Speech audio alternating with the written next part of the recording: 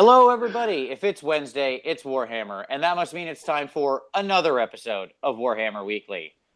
Joining me this week, as always, it's my own Deepkin Raider. It's Tom. How you doing, buddy? I'm doing great. Also joining us this week for the first time on the show, we're very happy to have him. It's Mr. Gary P. How you doing, sir? Very well, thank you. Thanks for having me on. Absolutely, sir. It's good to have you. We needed an expert. We needed somebody better than us at breaking down lists, looking at strengths and weaknesses for our show today. So we brought in one of the best. And so that is absolutely. So that is what Gary is here. He's going to help us go through our Daughters of Khaine review part 2. We're going to talk about the battalions. We're going to talk about some synergies. We're going to talk about what's good, what's not, all of that sort of stuff. All of this will just be time for crazy opinion sharing. That's what it's going to be. Watch as we all make bold predictions about what will be good and what won't, and then watch how wrong we are in 6 months. I can't wait.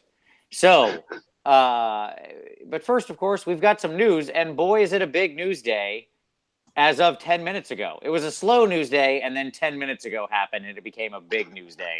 So, Tom, what do you got, buddy? So we've got videos for the new Shadespire warbands. Yeah. That's what we're talking about, right? Sure. I mean, we can talk about the new Shadespire warbands. There are two new obviously Shadespire warbands. Came out of Gamma, the trade game trade show. There you go. The largest board games and game manufacturer trade show in the world. Just like we had some tidbits slip out last year, we have stuff that came out this year. For Shadespire, we got both the Khorne the new Khorne Bloodbound warband, which is Magor's Fiends. It's like your Blood Warriors, your heavily armored stuff. We finally got that standalone plastic Bloodhound or Khorne Hound thing that Doomhound, whatever it is, that we've been waiting on. I forget what it's called. Is he really standalone though? He is. Like if you watch the video, like he's a monopose, but he's like and he's no. I understand that. I just mean like I still can't go by just him. He is standalone. Like he's not attached to any other minis. Fair enough. All right. And then obviously a bunch. Then the Stormcast Eternals, the Far Striders, which are the Vanguard Chamber, not the Vanguard Wing. The Vanguard Chamber, and it's maybe they'll see more play than the Vanguard Chamber in AOS. Could be. I mean, like the kind of movement type shenanigans that that they utilize in the actual game. If they have anything like that in Shadespire, like that would be incredibly powerful. Yeah.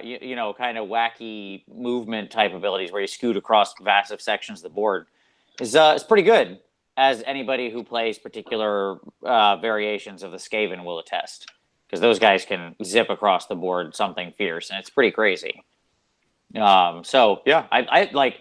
It'll be really funny if, in fact, they do have something like those movement shenanigans, and they end up being like the more favored Stormcast in Shadespire, whereas in the tabletop, the full game, it's the opposite. Yep. Other stuff. There is other stuff, yeah. There is other stuff. Indeed. You can tell I'm super excited about it. Honestly, the most significant thing is that we do know that Idoneth Deepkin are coming. The reveal is going to be soon. It's an Order battle tome, the cover revealed. And it looks like there's like an article with funny letters and stuff like that. It's all coming. It looks like the full reveal is probably going to be at Adepticon next week. So for our show next week, what Vince and I will likely do is sit through the reveal, and then they've asked that normally they ask that the community article go up first. So then the community article go up, and then we'll do our show. That's probably the plan. Yeah, and we'll talk about everything that came out of the Q&A as well as what goes up on the article. So Gary, what are you hoping for out of Battletome Fishman? If you had to list things you want to see in this Battletome, what would you be hoping for? Dudes riding sharks. Surely. Yes. Absolutely. Right away. See, we are simpatico, my friend. I knew you were the right choice for the guest on this show. You're welcome back anytime. Right now, just there, you made a lifetime friend by saying people riding sharks. I just want you to know that. Well, yeah, and I also want the 80 quid kit being something riding a giant turtle or something like that. Mm-hmm. Yeah, giant turtle riders. I can accept that because then we can make the "it's just turtles all the way down" joke. So Exactly. that's good. And Yep. grab some elephants and off you go. Mm-hmm. Yep. But I'm well, from what I've heard and seen of various rumors and tidbits, they're going to play very much like the Dark Elder in 40k. Okay. So Raider type very, of thing. So yeah, they're Raider. KO 2.0. Well, I couldn't possibly comment, but I am possibly saving up for them already. That's all I'm saying. Yeah, I mean, it would be very I like that idea. It certainly is where their stories are pointed, right? So the sort of piratical type of raiders, they pop up, they grab you, they pop away, kind of thing. So yeah, I could see that. Rumor has it that their goal is to gather and steal souls. Some of the potential fluff I heard leaked. Their aim is to steal souls so that they can if this is true, this is flipping cool. So that they can actually feel things again. So they steal and consume other people's souls just to feel something for a short period of time before they expend other people's souls.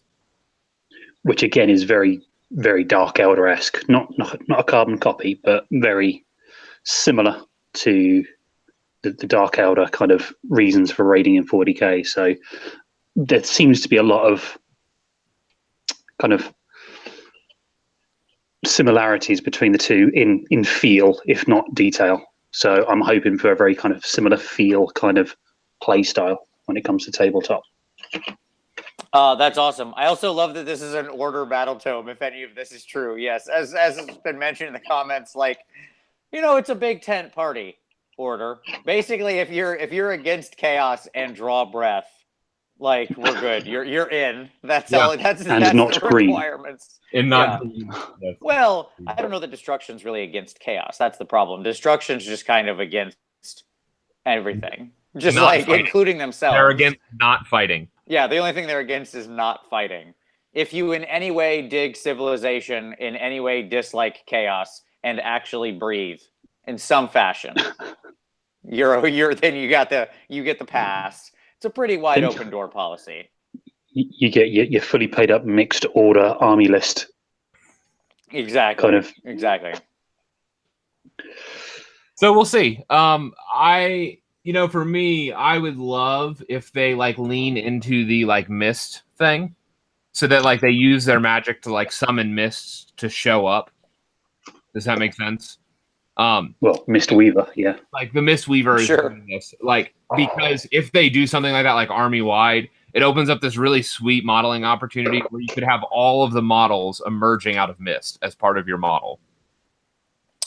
It also from a game rules perspective, I would just like to see KO take more hits in the teeth and give them some kind of command trait where they can impose the old night fighting rules on the board. They make the mists roll in, and during the first round, all ranged weapons are limited to 12 inches. Exactly. Yeah. Which again would be a nightmare. If they are kind of running the whole kind of it's going to be Dark Elder, but in Age of Sigmar kind of similarities, that is a mechanic they have used before in Dark Elder. Yep. So it wouldn't be beyond the realms of possibility. Sounds like a nightmare to me. I'm all for it. I think that's great. We talked about many times it's been brought up, and I keep seeing it happen on Facebook groups and stuff of we deal with people complaining about shooting or sniping or changing things. And I've long said I don't want to see any kind of rules change. Instead, I just want to see them put little bits of pressure here and there on those kinds of armies that want to skew all shooting. Yep. By the way, I don't want to really totally ruin KO. I would also love to see KO get, updated to actually have more play styles than just KO to be viable. Well, no, I think they're viable. The problem is they're only viable in one build. But anyways, it's not what we're talking about today. I want to see that happen too. That's my point. You got two people who have dedicated KO armies. Don't think we're gonna Absolutely.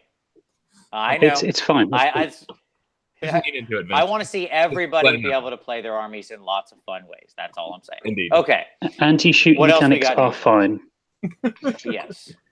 It just makes it all the more worth it when you do shoot them off. Because I have breakers. All right. So what we also had some other things come out of game there, buddy. We did. Beastmen, new Beastmen. Did anybody see that coming? I know, right? Like there's other chaos guys. Your Beastmen obsession? Yeah. Sure. Like I love the Beastmen. I think they're a great army, not like in any way to play right now, although they're fun. I mean, whatever. They're a fun narrative army. Their rules aren't exactly what I would call good. But they've got a damn terrain tree. Look, they have some cool stuff. Like I don't hate the Beastmen. I really don't. I think they're fine. I've played them a couple times in just like fun games, like a pickup game, and they're fine. They're perfectly serviceable. But I would love some new Beastmen sculpts. There's been lots of calls for new types of Beastmen. By the way, my favorite reference out of the funny letters around the Edeneth Deepkin was the guy from the Zoological Society suggested that maybe what they're seeing are just fish-headed gores. Which is like, that's great. Apparently that's a thing too. Like he's referencing it like it's a real thing. Because he says like, well, it's either trolls or fish-headed gores. As though these are two previously, like we know trolls exist. And we know fish-headed gores exist, obviously. Obviously. So that means those are a thing somewhere. So fantastic. But I like them. And the Beastmen models, it's obviously the Chaos team. But there are several of those models are Beastmen, and they look really good. It makes me wonder, like, could there ever be new sculpts of Beastmen and stuff like that? I think the answer is yes. Like this little Blood Bowl team proved to me that they can still do interesting stuff with the Beastmen models. I'm not saying I think it's ever going to happen. I'm saying don't get people's hopes up. Stop it. I'm not saying I think it's going to happen. I'm saying that what it showed me is that you can still do interesting stuff on that frame. That's all I mean. Because I think they look good. Pestigores still hold up quite well, don't they? Yeah, exactly. So, like, I would love to see more takes on that, right? Like the, Pestigores, Cornigores, or just even fish-headed gores, or other stuff like that.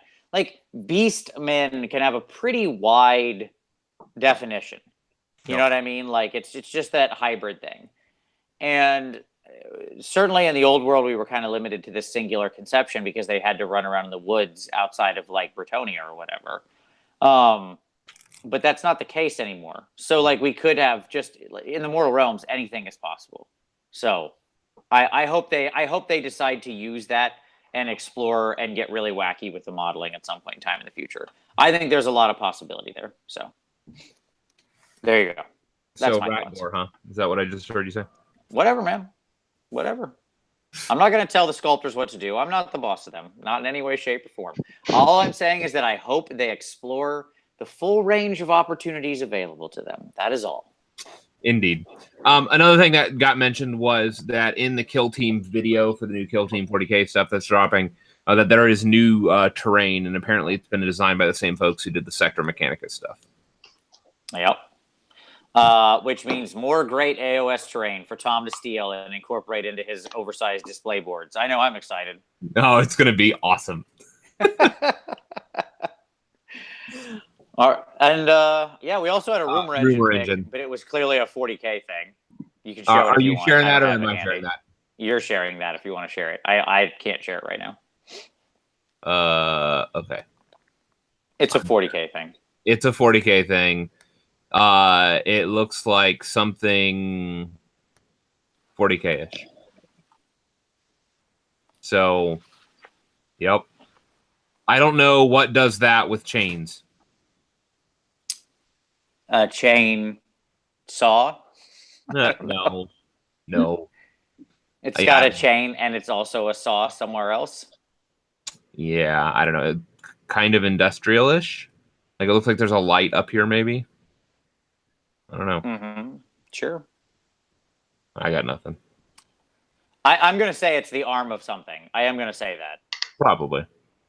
It does look like an arm. Like that looks like an armish joint. Like a lot of the, right a lot of like the Titan joints. Yep. A lot of them look like that. And so you're saying it is a squat Night Titan?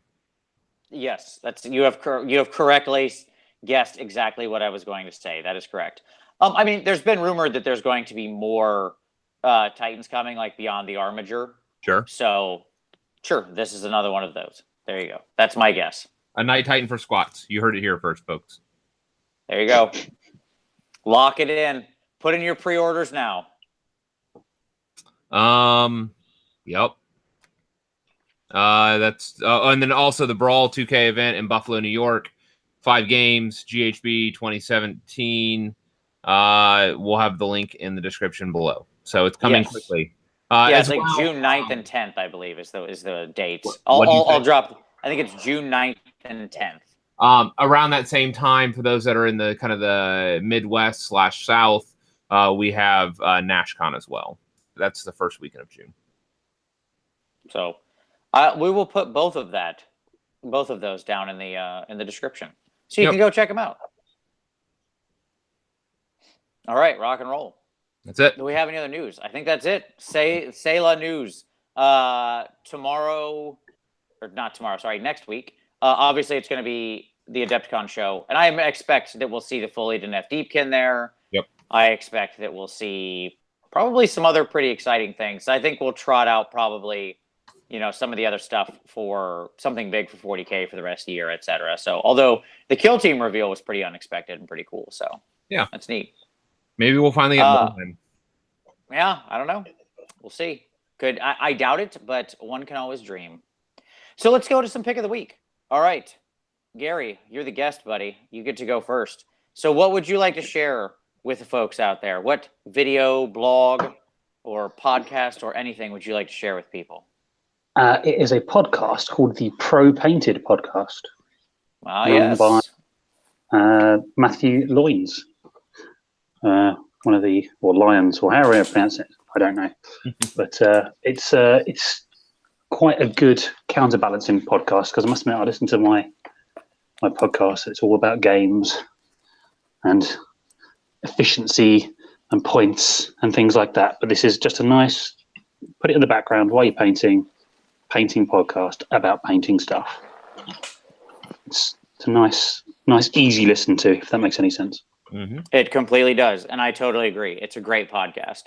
I will link it down below, because if you're not already listening to it and you're at all interested in hobby, advancing your hobby, you like the hobby aspect of it, if painting is not a complete chore to you, or maybe even if it is, I think they often have some good advice on that stuff too. So I would highly recommend you check it out. It's a great podcast.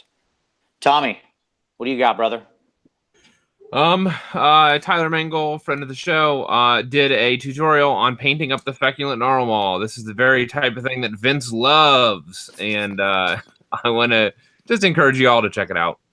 He does a great job, very easy to reproduce, kind of, but very kind of detail-oriented painting tutorial. So I appreciated it, and I wanted to share it.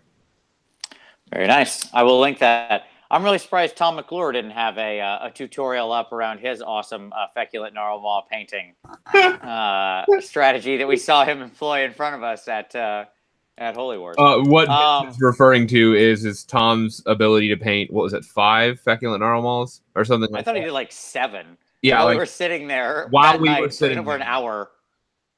Yes. Yeah, over the course of an hour the night before. Why would with a brush 7? That I would paint a car with. I can't explain. I can't explain what he was doing. For his display board, I don't know. He had what's his name? Horticulix or whatever. He had the gardener. So yeah. I don't know if he was just planning on making a forest, behind the lines to fish for stuff or whatever. I'm not sure. Just to make sure he was covered is what he was doing. Yeah. And he had enough. I'm getting confirmation in the comments it was 5 trees. I really felt like it was more. It seemed like more. I'm just saying, but all right, I'll believe you. I'll believe it was 5. Okay. So I thought my memory was correct. It was 5. Yeah, you win. You win. Okay. My personal pick of the week. I want to point everybody over to a fun battle report that I watched that's very short from Mr. Doom and Darkness, where he took his Legions of Blood out for the first time. He took out a Legion of Blood army. Yep. With a Vampire Lord on Zombie Dragon, the Velazd, and a bunch of Blood Knights and stuff. And he went and fought some Tzeentch, and it didn't go well. It's amazing to watch. If you ever want to see a game fall off the rails, like just so fast, it's that. As he points out, it was a bit of an anomaly, but yeah, if you want to see what happens when everything goes right for Tzeentch, and they only need to use their Tzeentch dice to really stick it to you, and everything goes wrong for you, it's a fun game. It's watch a Death Army get picked apart. There you go. Spoiler free, but it's a good report. Fantastic. Looking forward to it. It's fun. As usual, Doom is, still lighthearted about the whole thing, and he plays it till the end. So let's talk about some hobby time, shall we, gentlemen? Now, Gary, I know you're already working on some stuff, buddy. What are you working on right now? I'm excited for you to share what you're working on with everybody. I'm currently basing, whether you can see it or not, 15 Chaos Knights, which is why I'm being ever so slightly rude and ignorant, because I suddenly realised I need to get these done in 2 weeks, and I am not fast. So, That's okay. But yes, I'm doing well. Technically, I've got 15 in front of me, but I only need to do 14 for a plague-touched Maggotkin Nurgle army. I hear they're pretty good. They're right. Yeah. As I said, I can't imagine Tom could be happier to hear something than you rolling out a plague-touched army with some Chaos Knights. That's fantastic. I've long been a fan of Chaos Knights. I think in the current world, they're undervalued highly. Yeah. I think people don't respect what they can do. So I was happy to see you talking about that. What moved you over there, might I ask? Like, what made you decide you wanted to do that? I must admit, I've always liked Chaos generally. Chaos and Dwarves. So when I first got into Age of Sigmar, I was running a mixed Chaos list anyway. One of the old leather bombs. Sure. And try to get some of the kind of Chaos Warrior Slaves to Darkness stuff working, but couldn't really. But what with the new codexes, like the Tzeentch tome, not codex, tome, sorry. The new Nurgle tome. Yeah. The bits and pieces they get layered over existing Slaves of Darkness stuff just really kind of pushes them into the kind of viability. So I'm getting this kind of Black Legion feel, so I can swap the banners and then just have them in my Tzeentch army, and then have them in my Khorne army, and then have them in my Nurgle army, all depending on what kind of mood or what's hot at the time. So they're going to be predominantly black, but with like removable banners, so I can stick different marks on them as and when I need them. I dig it. Yeah, I've been a fan of like Chaos Knights in say a Fatesworn list for quite a while. So I think in those warbands, or battalions, whatever you want to say, is where I think they excel. And moving the price down to 160, as soon as that happened, I was a buyer. Like absolutely. Yeah. Vince and I went. Yeah, 200 was a bit. They were 180. They were 180, right? Previously. Oh, they were 200. They were 200 previously. Wow. Yeah, Vince and I on the way. Vince ran them in a Fatesworn at Nash Con last year, back in June, and on the way home, we were kind of talking about the strengths and weaknesses of his list. And one of the things was you're talking about the repointing, the reducing of the cost, and we said, yeah, probably 180. And Vince is like, oh man, if they go to 160. Boom. There it is. I was a buyer at 200, so at 160, I'm in. Absolutely. It's Nurgle-wise, which is what I'm doing at the moment, it's the Blades of Putrefaction, which really kind of kick them into overdrive. So I am currently working on these, and also the various Chaos Nurgle sorcerers that I'll need for said list, including Sail. Of course. No, what is it without Sail? No question there. Absolutely. I like everything of what you're saying right now, Gary. I would like to say I'm better than that, but just 2 weeks ago I ran another Fatesworn style list with Sail in it as well, so I'm not better than that. That's fine. I did it with Tzeentch, but I still had Sail. We don't have to feel quite so dirty nowadays, because he doesn't teleport anything. He has to teleport specific things. So no, he's fair now. Yeah, totally fair. I agree. Tommy, what are you working on? So I finished those last 2 models I needed to paint. and I broke man. out of my kind of hobby world, and I started doing some custodes. So I'm like, got my tank. I don't know what it is, and a bunch of dudes, and some accoutrement that goes on the tank, and the rest of the last couple KO that I painted, and then today I've been doing daughters, just all the daughters. So putting those together while my oil wash dries.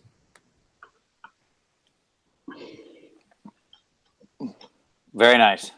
Yeah. I look at that and like I look at your hobby space right now, Tom, and my soul cries out. I want you to know that. Like I don't have time to clean, man. I got work to do. Yeah. There's sprues. I can't handle it. Sorry, I cannot handle it. It's all right. It's not my space. For myself, I am working on my daughters as well. I've actually been making pretty good progress. I'm in the middle of my Slaughter Queen Cauldron right now, back at home. Obviously, I'm on the road today, in case that's not horribly obvious. And then I'll be on the road a bunch next week and the week after that. But nonetheless, I'm making good progress. Before I even crack into any of the new stuff, I'll already have like 1,200 points in, as I was telling you. So feel pretty good about that. Yeah. I just need to get my bases done. So I'm waiting on that since we have a new basing scheme that I need to get stuff together for. So it's gonna be there you awesome. go. I'm pretty excited for it. Yeah, like I have to say I love painting the models that are there so far. I can't wait to start on the snakes. Can't wait to start on the canaries. Like I think they look great. So all the new models, and obviously as per usual, I'll save Morathi for last. Like, I don't understand how they get the new army and everybody like immediately started on Morathi right away. First model. No. And I'm like, where's your incentive to paint the rest of the army then? Like, you got to save Morathi. You got to savor those big models. They need to be last. I'm starting with my 60 witch elves. Yeah, no, that's the right thing to do. Like, start with the most pain and work your way down. It's just like drinking. You don't start with like a beer. You start with the hardest thing you're going to drink all night. Right? Like that's what you get going on. It's no different. So there you go. And then you just work your way down as the night or your hobby project continues. All right. So what? I was going to say like two ironclad slammers at the beginning of the night, and then just like lots of Arcanaut beers for the rest of the day. Yeah, that's how you'd go. Well, no, I found the engine riggers really easiest to paint. Like out of all the units, they were the stuff that was just like spray, a little bit of detail, a little bit of glow, done. Yeah, but the ironclad. Oh, the ironclad. I don't know. I enjoyed the ironclad. Man, the company was a slog for me. It was like a root canal for me. I must admit, it was. You had to physically pin me down into a chair and get it done. It was awful. Yeah, I mean, I don't know. Like, obviously, I've never painted that army, so I can't say. But in general, I save monsters and stuff like that. Or I try to mix them throughout. I find big kits to be the easiest because it's like it's one model, so you're always exploring something new and fun. What kills me is the repetition of like 30, 60 of something. That destroys my soul. 238 rivets. 238 rivets? Son, yeah. You didn't paint 10% of them. There was 2,700 rivets on that thing. And I painted every single one. I dry brushed the rest. I painted every single one of those 2,700 rivets. I mean, look at it this way. Look at it this way, Gary. I'm taking a Knight Titan to Adepticon next week that I spent 150 hours on. So, you know, like vehicles are fun to me. I like vehicles. So I don't like, again, I don't mind rivets. I find you can get into a zen with rivets.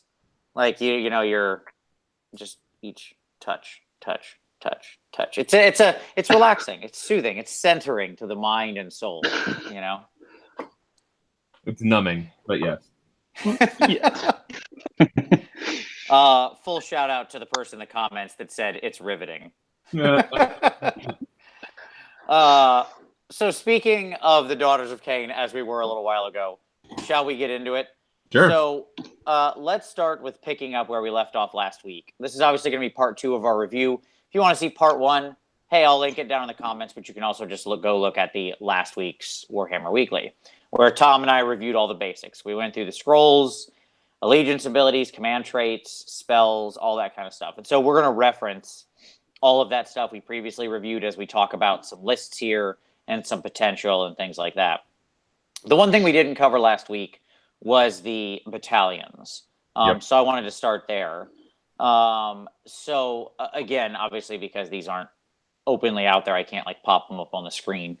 But I don't know, Tom, how you want to move through them. Do we want to there's not that many. So do you just want to talk through them individually? Yeah, we can just talk through them. And what we should do here is also, when we mention the battalion, let's also talk about the cult that modifies it and how it modifies it. Yes, like where the synergies are. Yeah. So, can we just not talk about the War Covenant of Morathi? Well, let's just hit that real quick right up top.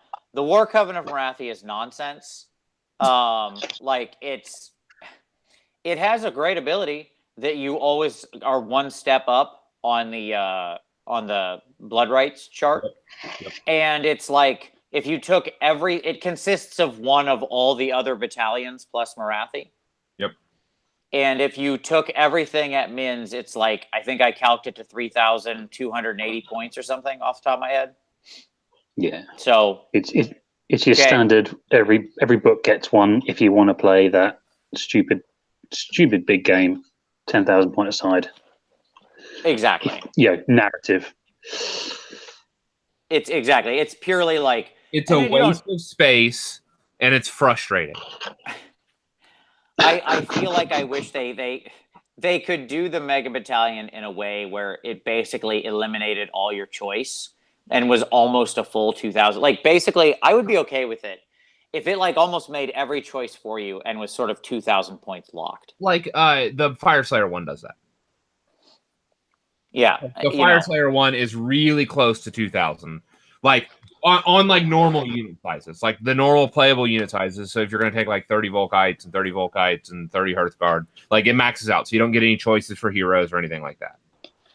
Well, here's what I would say. I would even be okay if it didn't let you maximize units like that. You know what I mean? Like, if you did have to take several units that you might not want to at maxes at Mins or something, I would still be okay with it. At least then it would be playable in some version. Right. You know what I mean? So, like, I'm okay with them forcing me to make some suboptimal choices to get this, like, one-drop massive Mega Battalion. That's fair. It's just, like, as it is now, it's just unusable. Like, I look at it and I go, okay, never mind, bye. Yeah. Anyway, so, there's no it's a waste of space in the page because it's never going to get actually realistically played. Well, let me say this. I often play multiplayer games. We still use points, but I often play multiplayer games. And sometimes we have 3 people. And one of the things we'll do when we play fun 3-player games is we'll do 2 1,500-point armies against 1 3,000 point. Yep. Okay? I can't even run this battalion in that. Like, that's crazy. You know what I mean? And that's like that's beyond, that's approaching the edge of like a manageable force for one person to even keep your head around. You know what I mean? If you actually built it beyond bare mins, it would easily be 4,000 points. Like, easily. That's not even trying. So, there you go. Anywho, okay, so let's talk about the real battalions. Okay. So shall we start with the Cauldron? Yeah, let's talk about the Cauldron Guard. This is actually one of my favorites, even though it's one of the hardest to actually make work in a regular way, is what I would say. The Cauldron Guard is clocking in at 100 points. And it consists of a Hag Queen bolted, so you can do a Hag Queen or a Hag Queen on a Cauldron, as well as 2 units of Witch Elves and 2 units of the Canary Life Takers, which are the melee Canary. And the default ability is it adds 1 to run and charge rolls for units from this battalion, which is bonkers good, and we'll talk about that here in a minute as to why that's so good. And then there are actually not 1 but 2 different temples that modify this battalion. Yep. The first of those temples is Hagnar. If you'll remember, Hagnar is the battalion that has the heightened ward save It's the kind of the classic one. The Hagnar can add either one avatar of Khaine or an additional oh shoot, hold on. Or an additional cauldron. Cauldron of Blood. Yeah. Yep. Which, by the way, let me just say, this is the only way that you get an avatar of Khaine in a battalion. Yep. This is the avatar of Khaine, other than on top of a cauldron. Oh yeah, you can get them on top of cauldrons, but if you want one on the ground and you want one in the battalion, you have to go Hagnar. Yep. And actually, like, we kind of did we cover the altar last week? Yeah. Statue? Yes. We talked about the statue and the altars. Okay. So that's how Hagnar alters it as well. The Kraith alters it such that you can include any number of additional Hag Queens or Slaughter Queens in the battalion. Which, now, those are not bolded, so you can't have, like, a mix of cauldrons, but you can have a bunch of individuals on foot with the Kraith. And actually, it's what draws me to the Kraith as an option, because for a fairly low cost investment, you could fill up your hero allotment and or at least get all the prayers that you're going to want for your force with these foot heroes fairly easily. And with all of those, let me remind you, comes, at least if you're taking the 60-point Hag Queens, which are the cheaper ones, you're going to get all of the immunity to battle shock and reroll all wounds passively when they're added to a force. Yeah, like the Hag Queen on foot hero spam is not terrible. Yes, they're easy to kill, but okay. Yeah. Like if I've got 4 of them or whatever I happen to have running around, are you really going to waste your time trying to snipe out my Hag Queens? I mean, if you do, great. That means you're not killing other things. And yeah, every one of them is bringing Witch Brew, and every one of them's praying. And obviously, they can only use, each of the actual prayers once. But still, okay, there's plenty of good prayers to get passed around, and they can all still animate other things like what's on top of the cauldrons or whatever. And they can all still, worst case, they can all do their own little silly prayers. They're not great in combat, but they can put out some damage. You can put out a couple wounds. Sure. So, for a 60-point hero, like, it's better than most 60-point heroes. That's what I'll say. Absolutely. So Gary, what do you think of the Cauldron Guard? Do you have any opinions on this particular battalion? It didn't jump out at me, I must admit, but it is quite useful because you are getting, as you say, a lot of your heroes and at least 2 of your core. Yep. So it does keep the drops quite low if you want to build it that way. Yeah. And go ahead, Gary. I was going to say, the +1 to run and charge, especially on the Witch Elves themselves, is basically, well, it's giving them +2 to their threat range, isn't it? Effectively, if I remember correctly. Yeah, because if you remember, the Witch Elves can run and charge in the same turn. Yep. Yeah, so that's the same as the kind of Slaanesh stuff I run. It's like +1 to run and charge is basically adding 2 to any threat range that you want to calculate, which is actually quite big. Yep. Yeah, I would also point out that the +1 to run and charge on this makes the life takers, if you're dropping them down, if you're trying to pull the drop and charge, right? Moving that number, like normally they have to drop 9 inches away, right? But moving that number, you're always going to be rerolling 1s, quite likely, because it's probably turn 2 when you bring them down, meaning you're rerolling 1s on your charge roll. And moving that up to only needing an 8 instead of a 8 and 9, reroll 1s. Yeah. 8 with reroll 1s actually does move the needle mathematically quite a bit. It's still it's still not approaching even a 50-50, but it's a heck of a lot better than the hard 9. So, Well, that's it. I mean, I'll try Emma Chaos with the +1 charge sail drop on 8s, and this is, as you say, statistically a touch better than that. So. Exactly. Yeah, and it also moves the needle. Like, so if you didn't go with any of the stuff that synergizes with this, and you went with I'm blanking on the temple name, the Cauldron Temple, that with that 9-inch teleport, you're moving, dropping a unit 9 inches out. Now, any of those units that you're dropping 9 inches out have that 8-inch reroll 1s, +1. That's every turn. Yeah, so it gives you a more reliable charge on that teleport as well. Sure. All right. So what battalion are we moving to next? I'm just going to keep going down the line. So the next is the Slaughter Troop. This is a battalion that I was actually very skeptical of initially. And it's one of my favorites. I saw it and I was like, hard pass. Like, nope, not interested in anything this battalion is doing. But the more I looked at it and the more lists I built, I was like, yeah, I could throw in a Slaughter Troop. And not only that, like there's one list that I'm considering running. It's like a 3-drop. And it's like a Slaughter Troop is the heart of that list. Like it's a Slaughter Troop with a couple additional drops, and it's because of how it gets modified.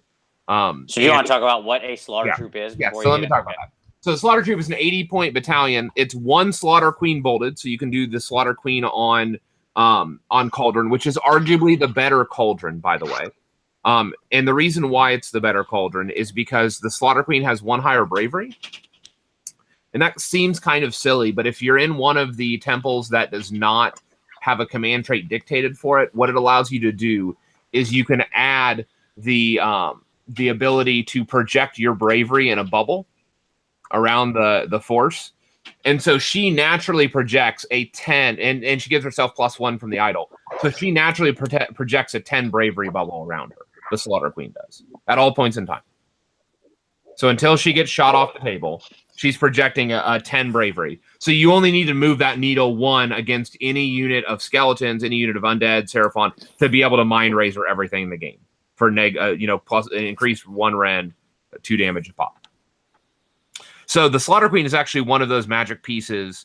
If you can get it in the army with those buffs or with that command trait, it actually moves the needle on the reliability of or the impact. Let me say it that way, of mind razor.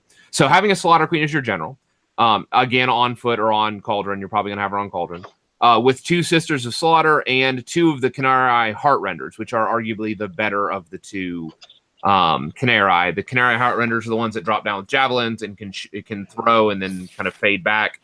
And then when you set them up, they have the -2 rend. What this battalion does is the Slaughter Troop units gain the ability to retreat and still shoot and charge in the same turn. Yep.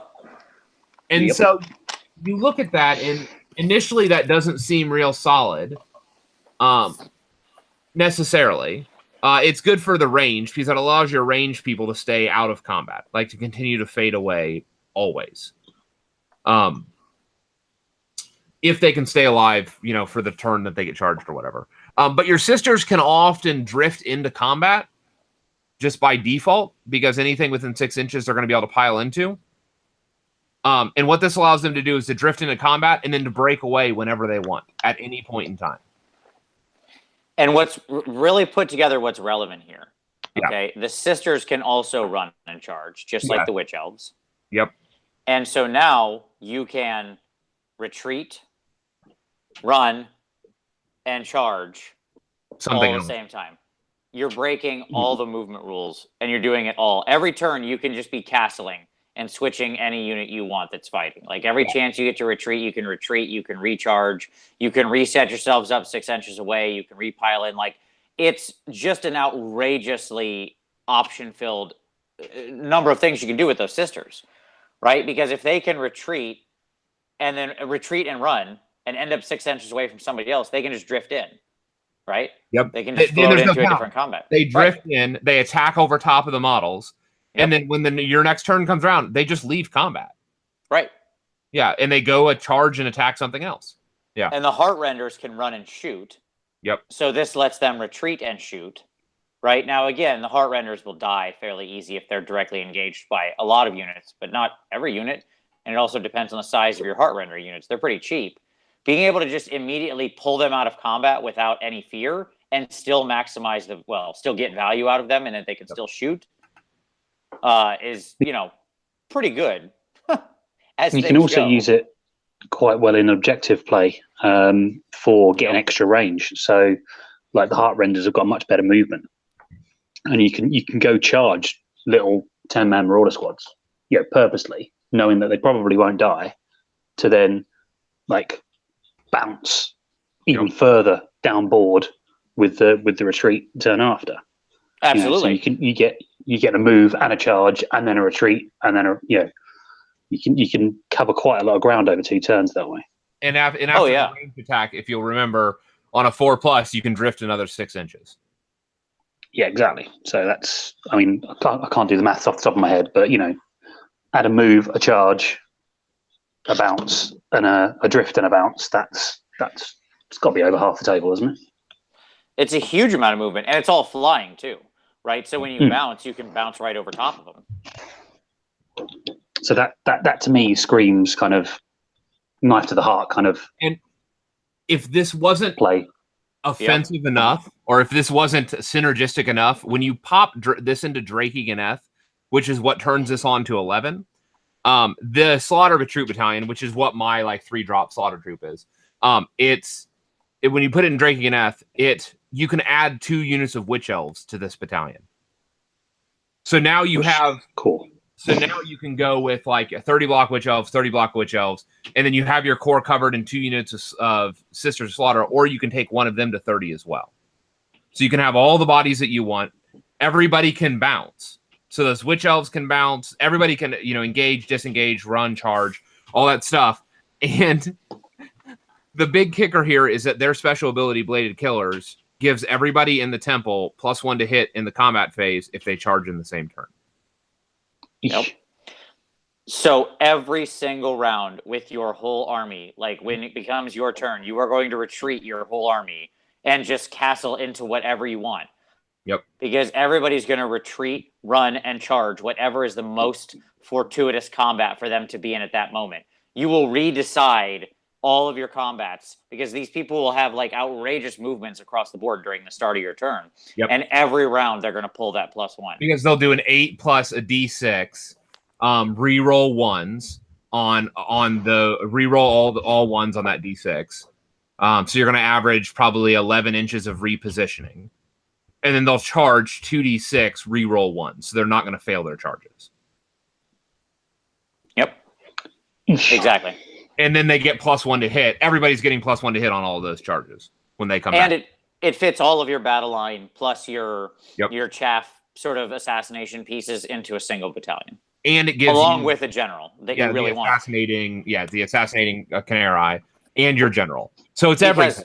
Yeah, and the Slaughter Queen on Cauldron has a mini Morathi ability where she can make a unit fight in the hero phase. So literally she can point at a unit of Witch Elves and go kill them. They fight in the hero phase, then they retreat in the movement phase with a run, then they charge somebody else on it later in the turn and have +1 to hit. That is an incredible amount of versatility and killing power to do in a single round. Nearly wipe a unit out, retreat away from it, leave the remnants behind because who cares? Charge into a fresh thing and murder it. Right? So what you're saying is skyhook the general and then pistol all the infantry. Yes. That's what I'm saying. Right. Yeah, exactly. I mean, that's the right answer. But the problem is making sure that you can get close enough to the general. Because they're going to have the bodies to screen maximum range. They're going to have at least 110 bodies on the table. So they can put themselves at max range. And they don't, where they're going to force you to delete their troops and not their actual strategic stuff unless you have your 24-inch gun. Again, we're all assuming KO here. But because they're going to be the most egregious for assassinating. So yeah. And even if you kill her, this is the irony here. Even if you kill her, that doesn't stop anything that this army's doing.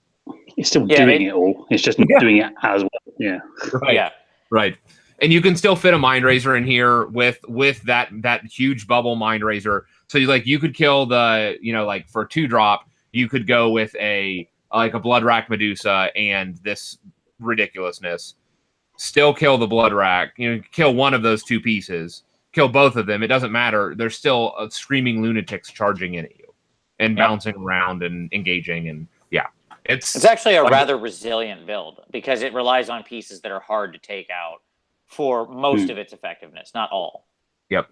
And by that, what I mean, it's resilient synergy. It hasn't pinned all of this onto the existence of one model. Yep. Right? Certainly one model makes it better, no doubt. But that's just the nature of synergy. every piece contributes, of course, right? But yeah, this is my favorite of all of it. Like, I've got to say, of the sort of synergistic things, the Slaughter Troop Drakey Ganeth, this nonsense. Like, I just think it's so hard to play against if you're playing an other melee force, right? Yep. Like, if you're playing a force with limited shooting, because they're just going to be all over you, and your ability to like pin units or choose your fights is gone. Yeah, because what's going to happen is you're going to hit them or they'll hit you. A fight's going to happen, and the next time they go, they're going to move 11 inches, shift around, put only like 4 of your models in, and maximize on their 25 mil round bases. So that you can't, like they're going to move it so that you can only get a couple models in and you're stuck.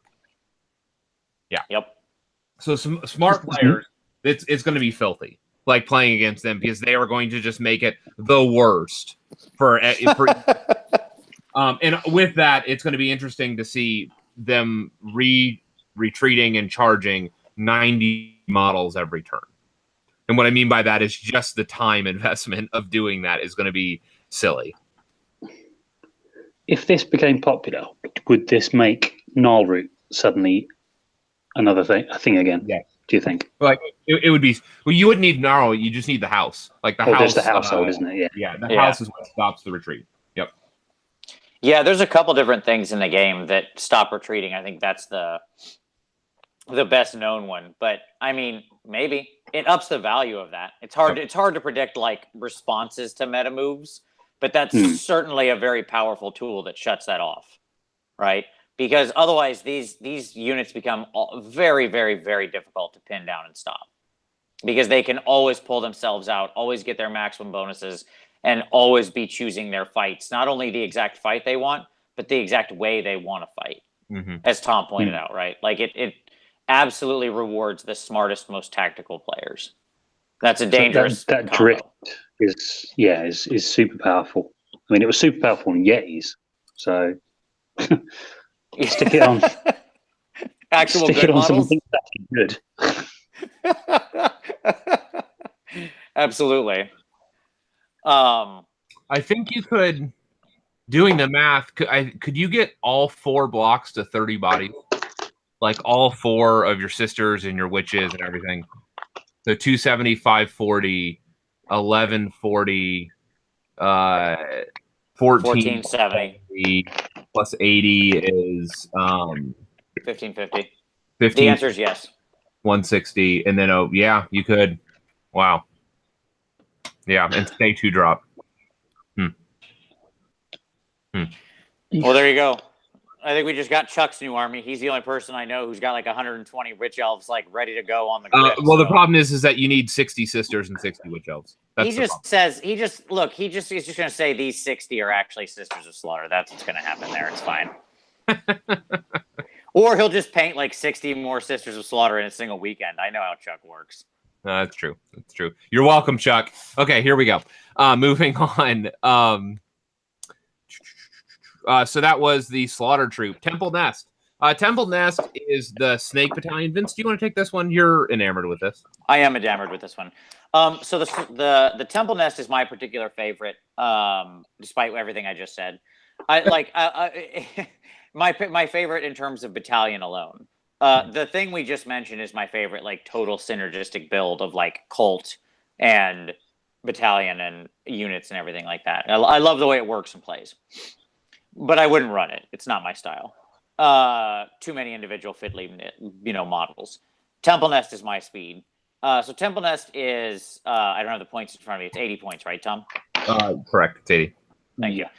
So 80 points. It is a Bloodwreck Medusa, again, bolded. So it could be the, I was going to say on foot, but that's not correct. I guess on snake body, on tail, the walking one. Shouldn't do that either. The slithering one. There you go. Or the one on Cauldron or on Shrine, however you want to say it. So you can take either of those. And then 2 units of your shooty snake sisters and 2 units of your melee stabby snake sisters. So the blood stalkers and the blood sisters. Yep. This gets modified by the Calibron cult, which allows you to include 2 additional Melusai units in the battalion, which can be any Melusai. So hence any Medusa could be, another Bloodwrack Medusa, could be a shrine, could be, another unit of the Would it be shooters. Bloodwrack Medusa? Yeah, they both have the Melusai keyword, as far as I know. Oh, I don't have the scrolls in front of me, but as far as I know, they do. I can double check if you want at some point, but I'm pretty sure I looked at this recently. I am doing this off the top of my head since my phone is recording this right now. and my book and all my scrolls are on my phone. That changes the utility for me, or like the number. That changes the needle if that is indeed correct. But at any rate, they do, by the way. Okay, good. I was pretty sure I checked on this, and I didn't think I was a crazy person, but it's always tough. So I like this one a lot. I love the additional units. It really means you can fit a huge amount of an army into it. The Bloodwrack Medusa, obviously, when you pick her as your general, the Blood Sisters, the stabby snakes. I'm going to call them snake stabbers and snake shooters from now on. So the snake stabbers become battle line, conditional battle line. And I actually like the Bloodwrack on Shrine as a general in this format, like in this kind of a build. I hate it. I know you do, Tom. But I don't mind. I like it quite a bit. Calibron is one of the ones that forces a command trait on you. But it's generic, its abilities, we talked about it last week. And its abilities are basically, neg 1 to be hit and shooting army wide, and once around you can do the very conditional limited teleport, which I think is pretty cool and pretty good. Now, I think Calibron is the worst cult overall. I'll stand behind that. That doesn't mean I think it's bad. I actually just think it's the taking the additional snake units out of it, so it modifies my favorite battalion, which is all of my consternation with this army. Yeah. And the cult I like the least is the one that modifies the battalion I like the most. Right. So what are you going to do with your life? But that's a perfectly fine enough combination. I don't mind having the neg 1 to hit army wide, I suppose. It's useful enough at not keeping your Medusa on Shrine alive. The teleport is fine. It's fine. I'm not sure how super useful it is in this army, but it's fine. It's going to be easy to shut off, but that's okay. But yeah, that's the Temple Nest. I dig it. I think there's a lot of good builds out there with the snakes. I think the snakes pair pretty well with like Drakey Ganeth, or actually with Hagnar. Like anything that's going to give you more accuracy on your crystal touch, so you're mortal wounding more, or letting you attack more. Like Catechism of Murder, that prayer. Yeah. Yep. All of my favorite things with the snakes are about manipulating the crystal touch. Crystal touch on the Blood Sisters on the snakes, as we mentioned last week, is just, it's a 4-up, and if you hit, it's a mortal wound. It's pretty straightforward.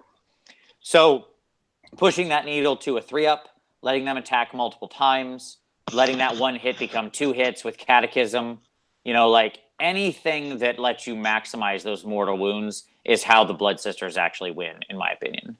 Yeah, agreed. Because their regular attacks are fine, but they're not gonna be wiping units with a bunch of neg 1 ren 1 damage attacks. So, Gary, what do you think about the Temple Nest and the snakes in general? What's your snake take? What's your hot snake take? Well, I was looking at it and just racking up the points as well. And if you wanted to go that way, it is a genuine 1-drop if you want, which is quite interesting as well. So if you go with the Calibron. Yeah. Yep. You can build it out into be basically your whole list. It's with the 2 extra units. Yep. Yeah. With the 2 extra units, you lose any prayers though. That's really painful. Which is big, yeah. But if that is the way you were thinking of going with, you are worried about 2-drops and things like that, you can make a genuine 1-drop out of it if that's the way you want to go. But it seems to be the more popular aesthetically, doesn't it? On the WhatsApp group and things like that. Lots of people are like, well, Temple Nest because I get to paint snakes. I think that will inform its popularity. And like, I get that.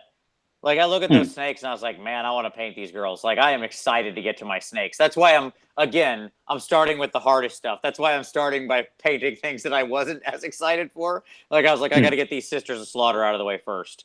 Otherwise, I'm never going to get to the snakes. It's so funny because for me, I was like, when I saw this drop, I'm like, you know what? I'll hard pass on the snakes. Like, I just was not blown away by the snakes in general. Like, on the table, I don't like what I'm getting for 140 and 160 points. It's just not a good deal. Base size combined with hitting power, combined with save and staying power, even with the synergies, like, I really struggle with it. Like, that said, I mean, I think there's a place for like a max block of Blood Sisters, like the melee snakes, in another list. But in general, like the all snake list, I'm not a fan. I like the ability, like the do mortals on hit rolls of 1, because that'll always be putting out mortals. Oh yeah, I never did mention the actual ability of the Temple Nest, which I really should have. I talked about it as a battalion, but I didn't talk about what its ability is. You're welcome. Yeah, thank you. Yes, the actual ability of the battalion, ostensibly, it actually does something beyond to give you another magic item and make you a 1-drop. Shockingly, the thing it actually does is also make it so anytime somebody rolls a 1 on the hit roll against you, they take a mortal wound. Yeah. So, more mortal wound output is generally a good thing in my book. So, sure. Yeah. I do wonder if the Cauldron / Temple Nest is probably the build that we might see the most often, at least short term. Yeah, I think it's going to because. Yeah, go ahead, finish. I was going to say because it's going to, as a build, as a KO player, it seems to be the one that's going to give me the most trouble. And it's the one I'll not want to see. All these other ones, while they sound really good, I'm like, well, I could probably deal with that. If I could deal with 120 blood letters, I could probably deal with that. This one, with the -1 to hit and the mortal wounds in combat, that's, it's kind of my game plan. I shoot things, then charge them. So it seems to be.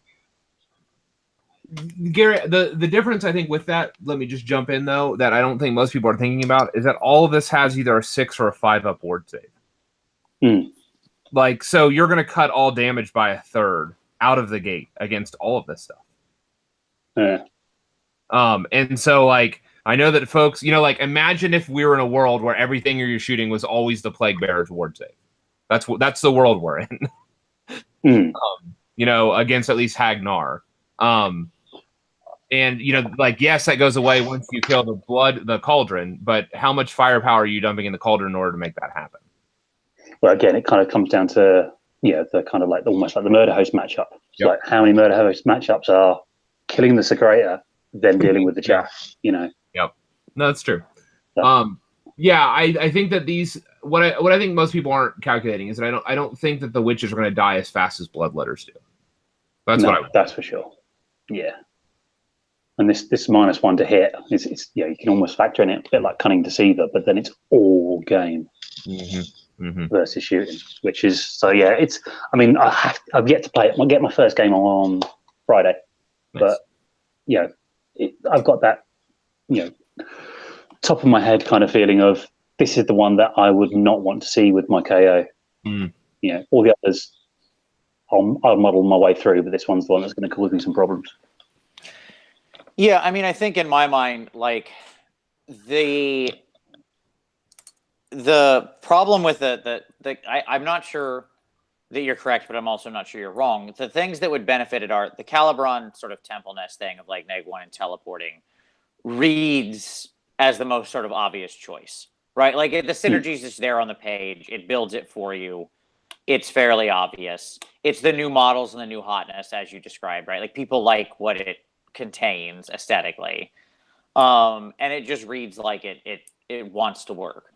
My challenge with it is I do think it's actually a paper tiger. Okay, like I think in the end you won't have much of a problem dealing with it, because the problem is once you do take out that center, that general that's teleporting things, I think most of the list falls apart. Yep. Right. Yep. Or you engage if used to, because remember they can't teleport anything that's in combat. Yep. So you can just tag a unit on the edge and be like, well, that's can't teleport them. Right? Like that's just it. Like you can shut off that whole ability just by one little pile in. And unless they have the double turn, they can't control who's in combat and who's not. You control that. Like the attacking player, because as like you have to double. You have to play for the double in order to get like a strategic teleport like that. Because you have to retreat and then hope that you're out of, that you win the double so that you can teleport across the table. Right. So, I mean, I think it will. I think you're right. Like in that, I think it is the most obvious. And it's what what I think that. And I think it's what we're going to see the most, at least initially, because it'll paint the fastest. Well, the only thing holding me back from that belief is the fact that people do have to paint new snakes, right? Whereas, like, if you already had a bunch of witch elves, or Sisters of Slaughter, or Cauldrons, like, basically you just painted 2 or 3 other things, and you're done. Like, it's on the table, you know what I mean? It's like a Nurgle or a Death Army at that point. Like, you already had the models. You know what I mean? Yeah. If you already did that slog sometime in the past, and you've got the 60 witch elves, or whatever, like, you're done. Whereas you're definitely starting from 0 on the snakes. Nobody had those pre-painted, other than like the Medusa themselves. So yeah, I mean, my general feeling is I think in the long run it's not actually the power build, but I think you're right that it is the thing people will try, right? Because it seems like the most obvious. Although I must admit, you have swung me with the Slaughter Troop. I'll give you that. I will give you that. Yeah, because it's amazing. Like, there's just what I would say is this army has a lot of subtle potential. Like it's not the obvious thing. It's the small things. And it's a bunch of small dials all adjusted the same way. That's going to swing this, which, like, to me, it's good design. It's good playtesting. Because there's a lot of times where I'm 10 points over on the list. And I'm like, son of a bitch, this would be the best list. But it's 10 points over. Sure. And so, like, that to me says that, some time went into really fine-tuning it. Yeah. Yeah, I mean, I think that in my mind, like, this is an army built on the back of a lot of little synergies, which is both good and bad. Like, on one side, it doesn't rely on just having one power piece that you can take out, right? It's a very anti-Death Star in that, with the exception of something, which we're going to talk about the Morathi problem in a moment. Because, Gary, I want your hot take on Morathi here in a moment, okay? But with the exception of Big, with Mama M, the army itself relies on a lot of little things that can all fall in lots of different places, right? Yep. Like a few spells that can up a unit. You don't need any of them to land. You like even Mind Razor. It isn't like you have to have Mind Razor for these units to do their job. Mind Razor just makes them better. A block of 30 Witch Elves still has 120 attacks, hitting on 3s and 3s. Right. So yeah, it's like, they're not don't get me wrong. They're great with Mind Razor. And they're re-rolling 1s on turn 3. Yeah. Or all in Hagnar. Yeah. Yeah, and so there's just lots of different ways this can play out. But like, and that's my point, is that like there's like 3 or 4 prayers that if any of those hit at the right moment, if you get the prayer and the spell, now it's even better. If you get the prayer and the spell and the witch brew goes off, right? So like, you don't need every one of these things to hit. Like, you don't look at it and go, well, I need these 5 things or the unit's worthless. You go, the unit's pretty good. 2 out of these 5 makes it real good. 4 out of the 5 makes it great. And 5 out of the 5 means I knock you off the table. Right? That's how I look at this. And since a lot of these are pretty dynamic in how they can be applied, things like multi-blocks of Witch Elves, especially since you do have a ready-made ability to actually make things all immune to Battle Shock, right? So assuming you don't get first turn whacked into the units, like from that point on, your unit should basically be immune to Battle Shock, if you're depending on the build you're in, right? Yeah. Getting Battle Shock is easy if you have Hags in your army. Yeah. Yes, they will sit around and make your army immune to Battle Shock. Yep. Just by their existence. And you know, so they're pretty resilient to that. If one of the units dies, okay, you can move all of those buffs are pretty mobile, right? They can all just immediately move over to any other unit, right? Like the Witch Brew goes over on the other unit as easy as on this one, and the Catechism and the Mind Razor and the they all go over to the other unit just as easily. Yep. So that's why another reason I like something like the Slaughter Troop where you're like 30-30-20, right? Where you've got that kind of like all of those things have good hitting and killing power, and I can either spread or focus depending on how I want to apply those buffs. Depending on what I need. What nut am I trying to crack? Right? Yep. That being said, that's not a version of the army that I'll ever run, so. Oh, it is for me. I look at that and I'm like, time to make some Jimmy fucking Jongas. Like, this is happening. I get it. I just know, like, I painted 10 Sisters of Slaughter this week, and I was like, man, I'm glad I only have to do 10 more of those, and I'm probably never painting Witch Elves. Like, that's it, man. I'm snakes from here on. I know my limitations. All right, Gary, so I want to go over to you, brother. I want to get your hot take on Morathi, because Morathi is a big, interesting, very unique piece in this army. Like, the way she functions is very different than a lot of other big monsters like her function. And I know you've got some strong thoughts on her. So break down your feelings on Morathi for me. Well, as the Zinch Tome taught us, guaranteed stuff tends to be quite bad or negative play experience, I suppose. When your opponent goes, this will definitely happen, takes a lot of the luck out. I see Morathi as another one of those kind of things. It's like, I will definitely have this character for 3 turns in certain matchups. You know, so in Duality or Death, things like that. Or Alpha Strike lists, such as mine, which is, I do realise I'm being massively kind of one-sided in this. You know, she kind of almost makes KO lists irrelevant, almost, or at least clown car lists, almost. Well, it's a bad matchup for them. I mean, what ends up happening is that, especially in some scenarios, it's just simply a bad matchup. Yeah, and I just think it kind of the Daughters of Khaine book kind of goes from not easily dealable, but dealable with to not dealable with one model going in or out of the list. I will say it now, and I will say that you have convinced me to a certain degree that there is another way with the Slaughter Troop. I'll give you that.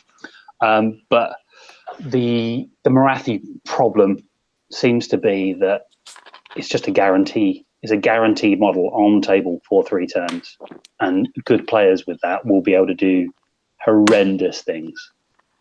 With a guarantee, if you turned around and said, you can definitely have your, I don't know, Bloodthirster for 3 turns, and it won't die, and it'll be pretty much as good as it was turn 1 as it was 2 and 3, then people will find ways of making that model do terrible things to any army you want to.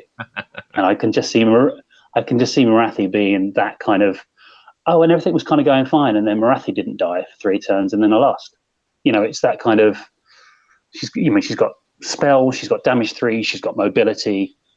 You know, she's a character in Duality specifically. I can just see it being almost one of those kind of murder host in Scorched Earth kind of scenarios, where you kind of go, and I was doing really well in tournament, and then I played Daughters of Khaine in Duality of Death, and then that was the end of it.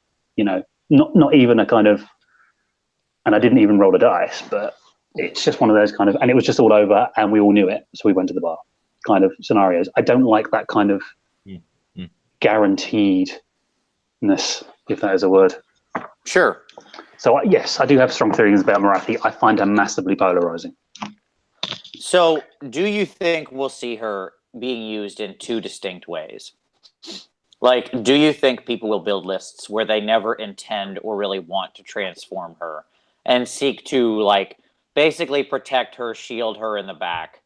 You know, like, if she's always going to be neg 1 to be hit and shooting, sometimes neg 2 if she hasn't transformed, depending on the cult. And, you know, she's got a pretty rock and save quite easily.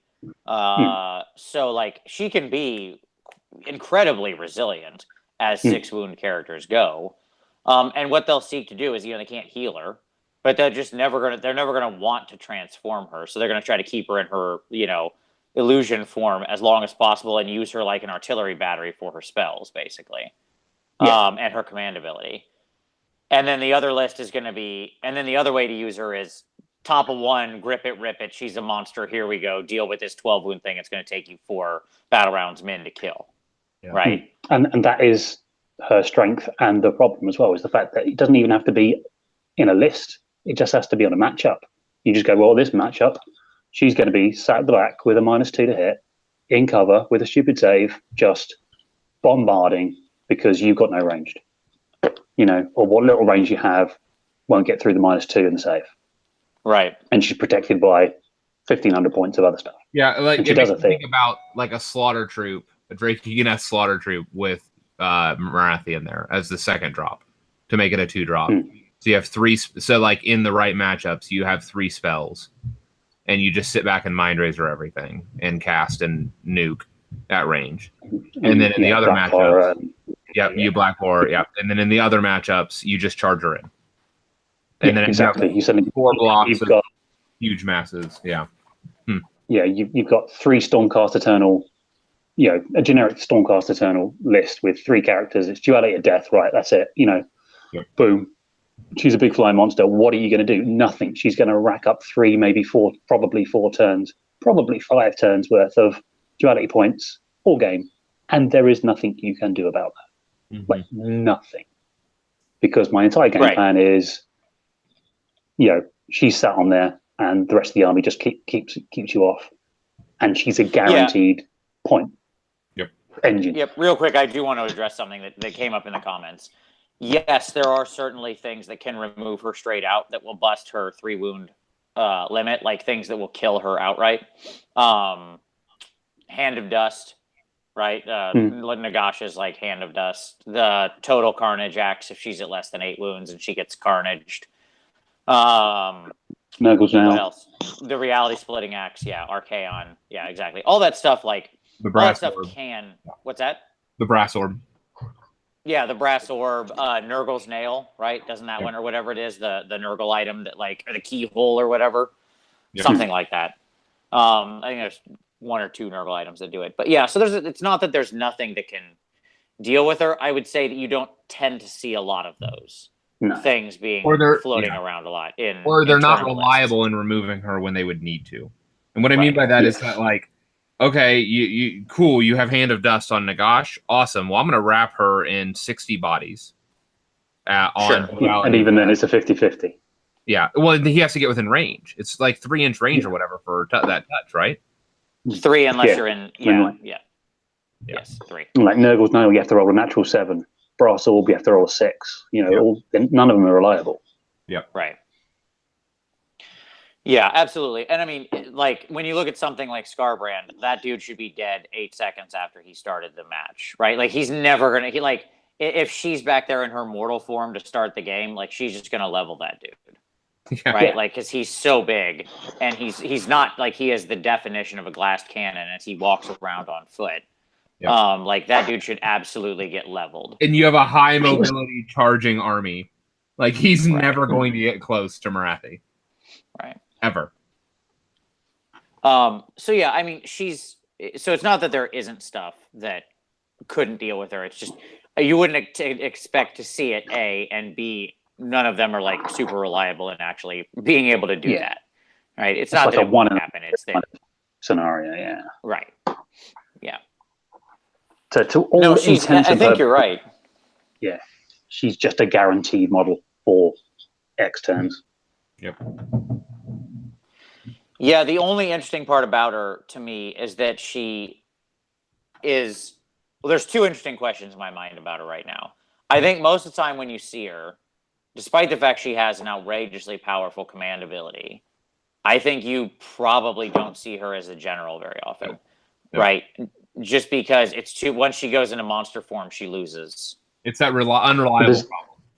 Yeah. Well, there's also the question. I don't know if it was mentioned on the WhatsApp group that she might not even be able to be a general in certain temples, because some of the temples say that you have to take the command ability. Yep. And She can't that was going to take be it. the second thing. Yeah. Yeah. That was going to be my second point. We're all anxiously waiting on, pins and needles here to see how the FAQ comes up with how she interacts with two of those cults. Because, so to be very clear, what we're describing here is two of the cults have prescribed command traits, Calibron and Hagnar. Yep. And they say, you must do this. Like, your general must have this thing, right? And named characters have the named character exception, where it says they may not have these things. Yep. Right? So the question is, what happens? How do those two interact? Like, one potential possibility is, here are the three possible worlds. One, she can still be the general, and just the named rule beats the cult rule, right? Yep. And so hence it's just a wasted command trait. Nothing happens, right? It effectively hits it hits a thing it can't attach to and falls off, right? That's option one. Option two is you can't make her the general since you can't satisfy that requirement. So she falls off, right? She bounces off the cult ability. Yep. And so hence you have to make something else the general. Option three is you can make her the general, and the cult-specific rule overwrites the named character exception and forces her to actually gain a command trait. And now all of a sudden you've given a named character a command trait, right? Yep. So that's the third option. Yep. Again, any of those are viable. Like, we don't know which way GW is going to go. Yeah, I mean, we can argue the raw of it any time, but the reality is all three of those could be read from the rules, right? Yep. So, yeah, until it does get an FAQ, then it makes it a little bit more touch and go, whether you will see her as often, potentially. You can, yeah. And when is the FAQ for that supposed to drop? Here pretty soon, right? They said normally 2 weeks, within 2 weeks of the book dropping. So soon, Adepticon-ish. Yeah, I would assume next week we'll get the FAQ.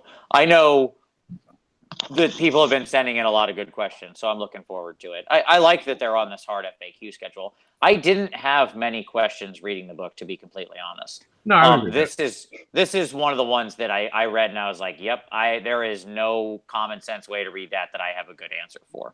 Right? Yep. Like, I could read any of those and I would feel like I'm being fair. Yep. So. Or what happens to Morathi when she's on top of a Balewind and she turns into a monster? Sure. I assume that what happens is the universe implodes. It's like putting a bag of holding in a bag of holding. Well, she dies, all goes to the first. Removed from the board. Your army and the enemy army are removed from the board, and you're both instantly transported to the nearest bar to have a drink. I think that's what actually happens. I think that there's, like, to be clear, I think that when she reveals, it says that you place her if there's insufficient room. Okay, that's not, because what I was gonna say is, if it says something about, I thought it was like into a legal spot. What it may do is, like, it would say that that's not a legitimate spot that she's allowed to fit, and so it would shunt her off of it to the nearest spot within 14 inches. Yeah, I think that's how that FAQ will come down. Yes, they'll answer it to say it's not legal for her to be up top of there, just in the same way it's not legal for her to be sitting on top of another model, right? So in the same, like a physical model that was around her. So just in the same way she can be pushed back, which is an interesting downside to her, as people have pointed out. Like, if she's ever near an objective and forced to transform, like, with any kind of proper placement of your units, you can knock her right off the objective automatically when she transforms, right? Because she'll have to be pushed out to a legal space. And as long as you've spaced your units correctly around her tinier self, you'll shunt her out. It's not the biggest deal. I don't know why you'd be trying to hold of an objective with her still in her tiny form on foot, but there you go. Like, if that's how you're using her, she should already be in monster form, like, being ready to go, eat people. I don't know why she's out there as tiny Morathi. Well, one of the things I do wonder is how many people will make the mistake of being given first turn and then not transforming her against an army that can then double turn and do the 6 wounds over 2 turns. I'm sure that's going to happen. Yes, because that's a great way. Like if you're given first turn and you know that army can reach out and touch you, you immediately transform her unless you've got some other very clever way to hide her, right? Like a way that you know can't be violated.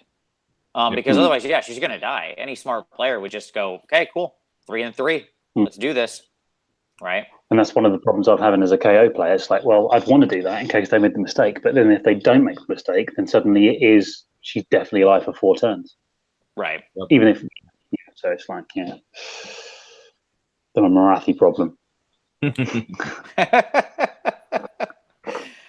The infamous Morathi problem. All right. The Morathi paradox: do you or don't you? Absolutely, yes. What other lists or synergies did you want to hit on, Tom? Anything else that jumped out of you? We have 2 battalions still. Yeah. So we have Shadow Patrol. Patrol, I forgot about these 2. Thank you. These are 2 that Vince would never run. He doesn't consider them legitimate. Shadow These aren't Patrol real. Is a battalion that I'm trying to find points I turned away from. Okay, Shadow Patrol is 120 points, so it's one of the more expensive battalions. In fact, it's the most expensive battalion within the army. And what it actually does is it's 2 units of Doomfire Warlocks and 4 units of Doomfire Warlocks, 4 of Khaine. You'd be surprised how hard it is to fit this into an army. Oh, it's super hard. So what's interesting about it is that it gives you 2 casters, something that you don't have a lot of. It gives you 4 of the harpies, so you can choose the good, javelin harpies. And what it allows you to do is once per battle round, instead of moving in the movement phase, one of the units can get picked up and set up. That's more than 3 inches from an enemy model. It can be picked up and reset up anywhere 9 inches from the enemy. And as that's its move for the movement phase. And so the significant part about this is that you're picking up normally the javelin Khaine models, right?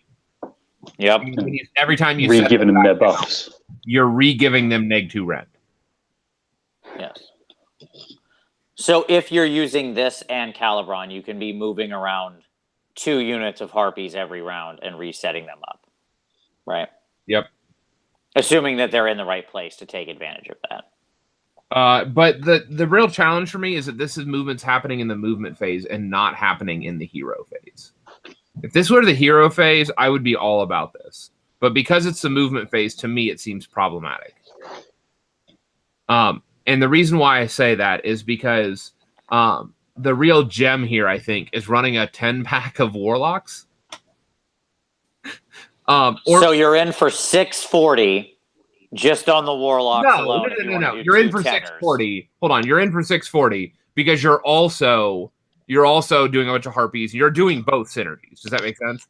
But this gives you the option to alpha strike 6 mortal wounds into their line on a strategic target. And actually, the way that this is worded, I guess it may be better with Cauldron because in the hero phase, you can teleport them in and then cast and drop 6 mortal wounds on that strategic target and then teleport them back out in the movement phase. Sure. No, what I'm saying is, okay, so let's do the math of what you just described. Oh, I know what you're like. I know the type of points we're talking about here.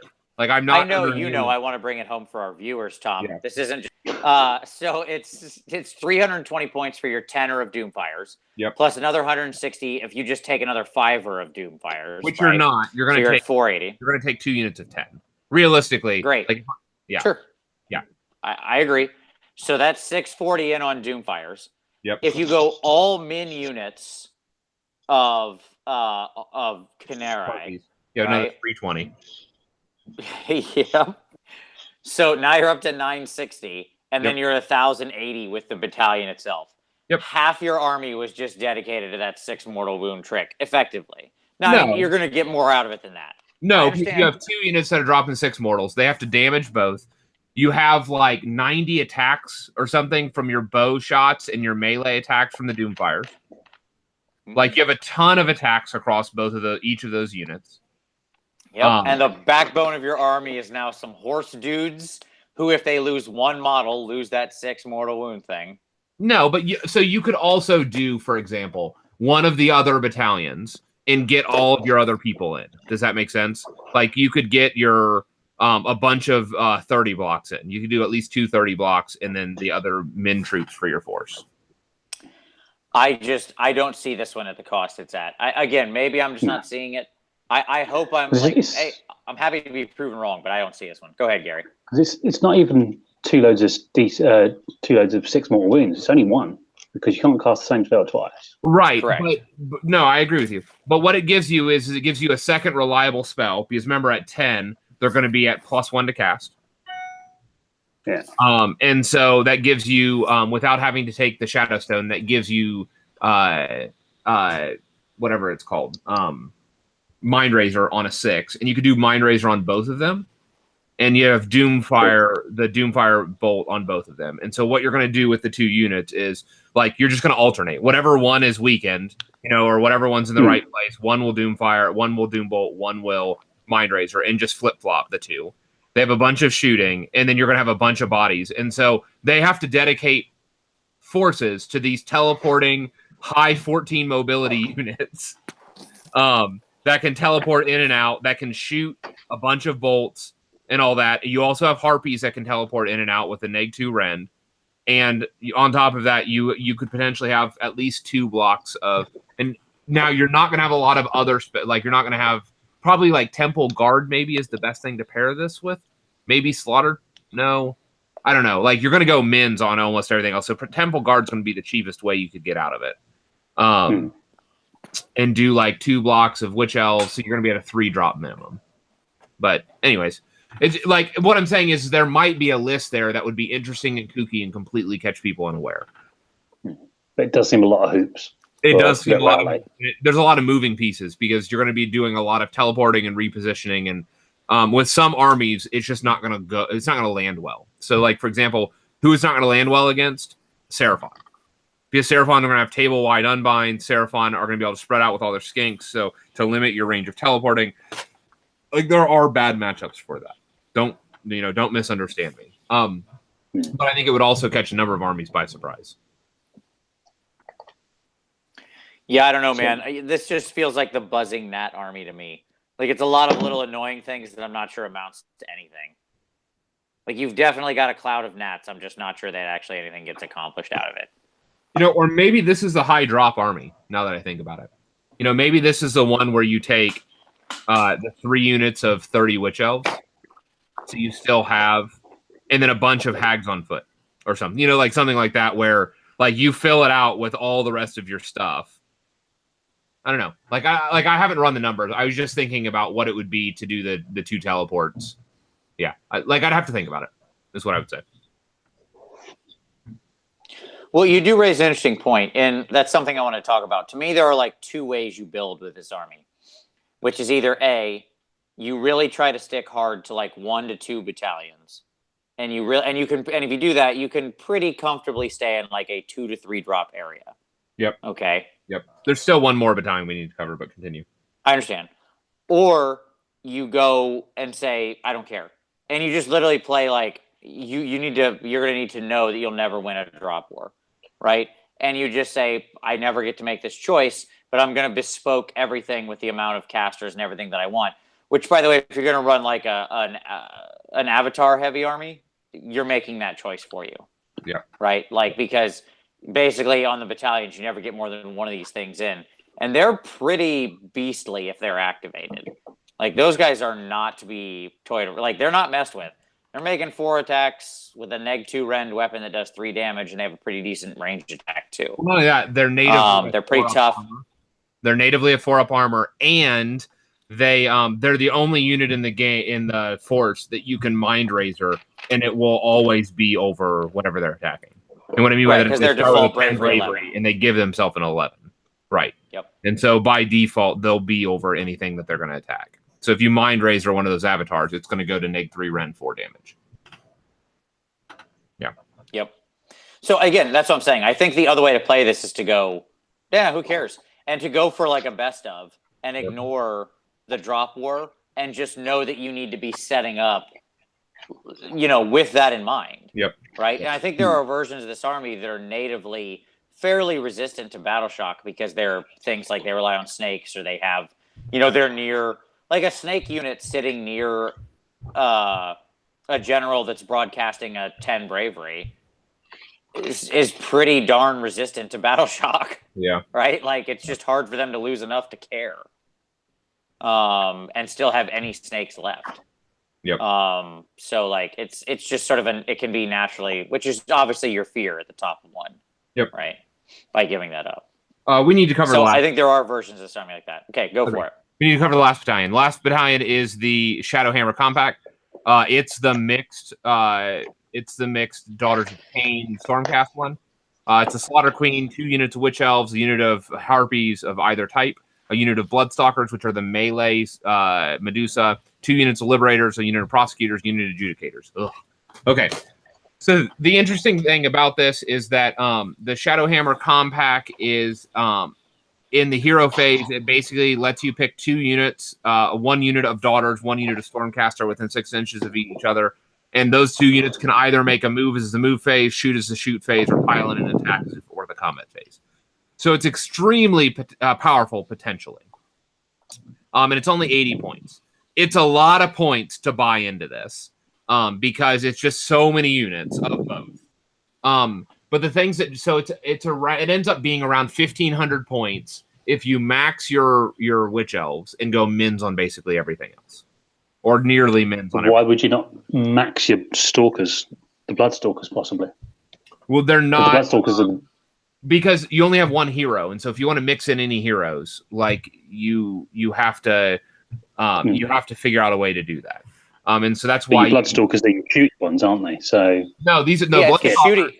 Oh yeah, the Bloodstalkers are the shooties. Yes, it's the shooty systems because they're meant to pair with Adjudicators, and like during your and you fire both of them. Yes, which you could. Now the interesting thing about this is you could. So a couple interesting tactics with this. What interests me is that it's the alpha striking. You have the ability to be both a strong alpha striking and a strong alpha blocking battalion. And what I mean by that is, so let's say you went Calibron, right? With Calibron, you could teleport a unit of Witch Elves out, right? 9 inches from the enemy. Sure. And then you move a unit of Stormcast and a unit of the Daughters. The unit of Daughters that you move the Witch Elves, who run in the hero phase, because it says it's just the movement phase. There's no restriction on running. So you're going to get your 8 inches on the Witch Elves plus a d6. And then what's going to happen, plus a d6 reroll ones for turn 1. And then they get a normal run and a normal move and run. So the unit of Witch Elves in this are going to be moving 16 plus 2d6 reroll ones. So you're going to have 1 unit that's at a 9-inch charge. The other unit of Witch Elves is going to be at like no charge, like a 3-inch charge off of the line with shooting. So you could potentially have 2 units of 60 Witch Elves in their face, top of 1.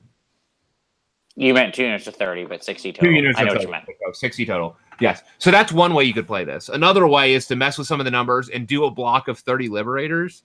And this is the one where I was being douchey when I was thinking about it. So the way that this is worded, it looks like... Are you trying to resurrect Vanguard Wing? Yes.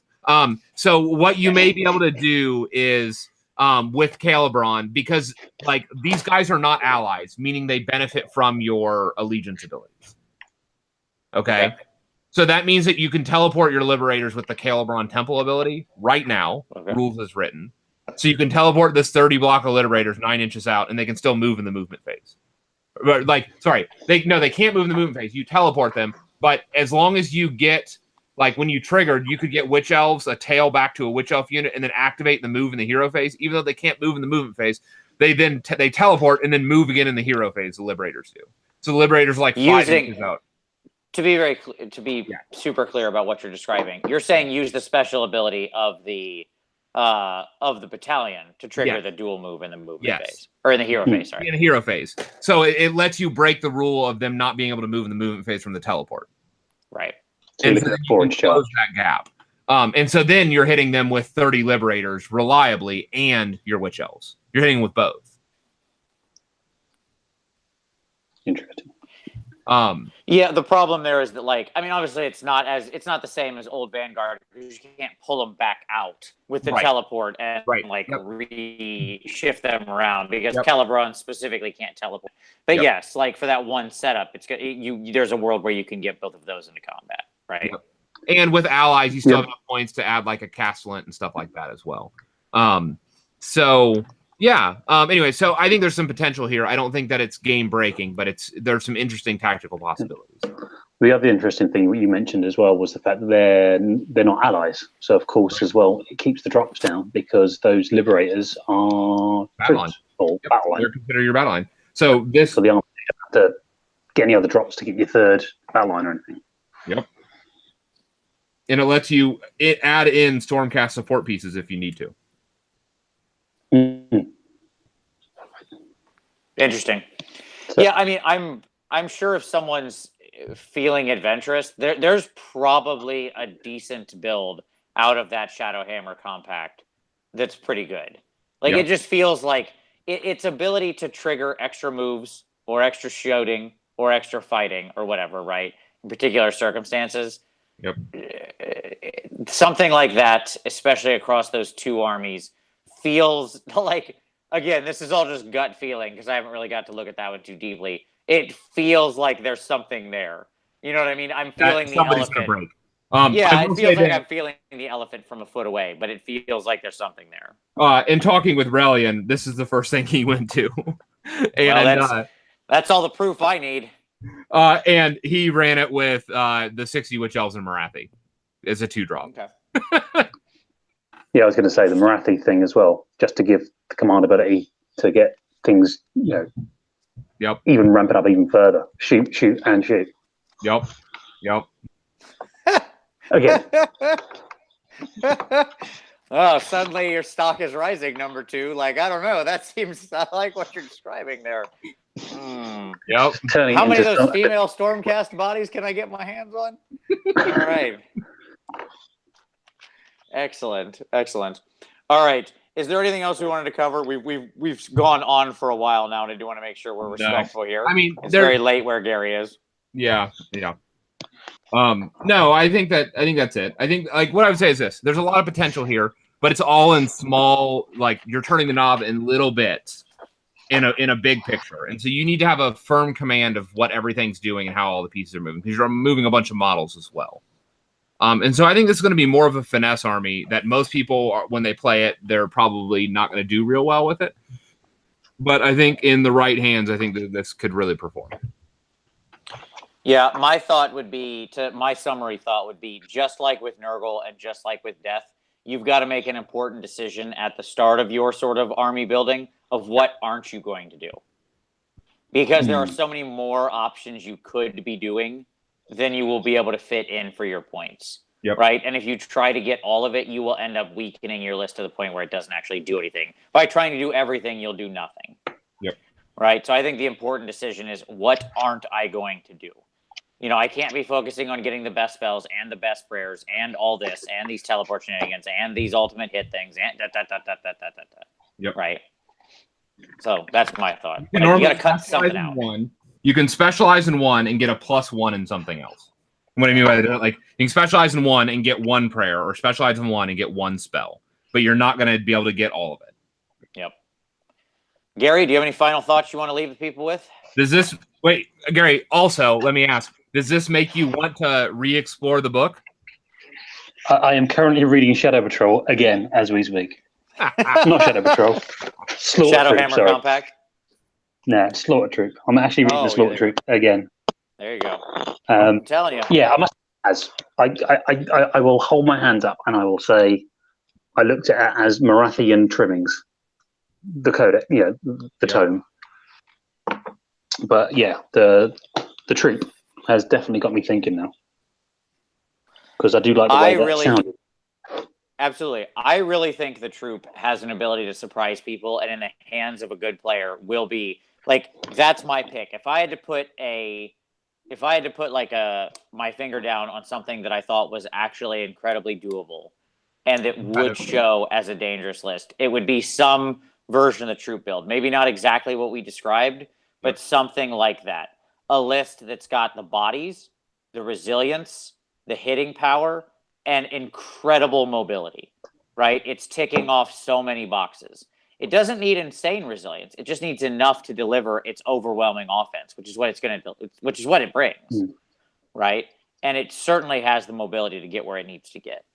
So that's my pick. Fortunately, people in the UK scene won't have to worry about me running it because there's not a chance I'm painting that many witch elves ever in my life. I agree. That's what I said. Like, I like the slaughter troop, but that is not getting played or built by me. Like, nope. To me, that's how good it is. Some kind of demonette conversion thing where I can spray them all pink and then these are witch elves. Get over it. For this entire show, I have been cleaning witch elf bits. Yep. It takes a while. They're a gorgeous model. Still are. But yeah, I look forward to seeing what people come up with. I am going to be very, very interested next week at AdeptCon. I think we'll get our first show with a lot of these in a big tournament. Not everybody's going to have all their stuff together yet. I mean, people only have like a week and a half for a lot of their snakes or whatever to get them there. But at that tournament, go ahead. I was going to say there'll be some crazy people that would have done it. Oh, absolutely. Yes. I think this will be the first taste, right? This is the toe in the water. And then I think over the coming tournaments in the next couple months, what we're going to see is as people actually get their armies ready and on the table, I will be very interested to see the various builds that people come up with this. Yeah. I've got Heat 2 next month, so I can get an idea then. I'm going to take the KO to the Heat 2 just purely so I can just test it against all this stuff to see if any modifications need to be done afterwards. But I've got a funny feeling that the Daughters of Khaine, for the most part, might be very much like the Tzeentch, which is it's really, really good, and you'll see the odd army, and then 6, 7, 8 months later, if they are there, that's when they'll all explode. You'll see them everywhere if they're good. Well, there's going to be like with all these things, and I think especially with the Daughters, there's going to be the point where somebody finally cracks a couple things, right, and figures out where the actual best synergies lie. In any of these armies, they're heavily synergy dependent. It takes a lot of different tries at it. It takes 1,000 ways to invent the light bulb wrong, and then one time for somebody to invent it right. Yep. Right, and then you get that Vanguard. Honestly, I will say this. You mentioning that it's Melusai generically, which adds the other additional blood racks and stuff like that into Temple Nest, has me reconsidering it already. Like running the numbers, because like adding additional heroes is the key to this, like lowering your drops. You need more heroes to make this army work. And so anything that's going to do that when not cost drops is gold. Sure. Well, there you go. Boom. We've cracked the code. All right. So for all of you out there, there you go. Thus endeth the Daughters of Khaine review. I hope we gave you some stuff to think about. I can't wait to see all the snakes and all the painting. And I've been loving seeing everybody's Morathis on like Twitter and Facebook and stuff. It's been a Morathi painting explosion, which has been awesome. But I will look forward to see the results over the next couple of months and what happens. We all look forward to it. But of course, next week is AdeptCon. Gary, thank you so much, sir, for coming on. It's been an absolute pleasure having you on, buddy. Yep. Welcome. Thanks for joining us. Absolutely. I know it's very late there. And so thanks for staying up late with us. And for all of you out there, thank you very much. Appreciate you watching. We'll see you next Wednesday.